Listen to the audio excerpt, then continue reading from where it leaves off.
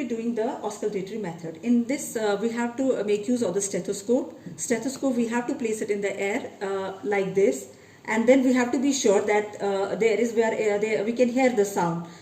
So this is the diaphragm, and we will go do gentle tapping and be sure that we are able to hear the sound.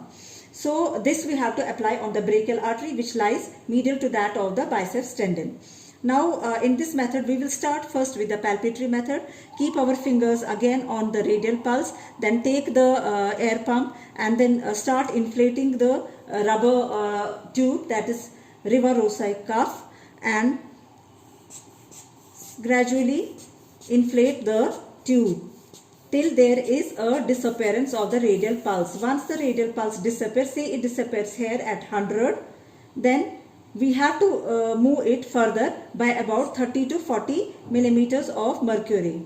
So we will move up, place the stethoscope on the brachial artery, then come down slowly, like I said in the palpatory method, 2 to 3 millimeters of mercury per second.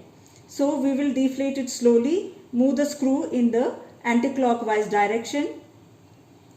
We will be able to hear a sound which will be clear and tapping, and this sound we take as a systolic blood pressure. It's also known as a Korotkov sound 1. So it's here 120. Then we will go on deflating till there is a complete disappearance of the sound, which is the Korotkov sound 5. It's here at 80. So then we will deflate the cuff.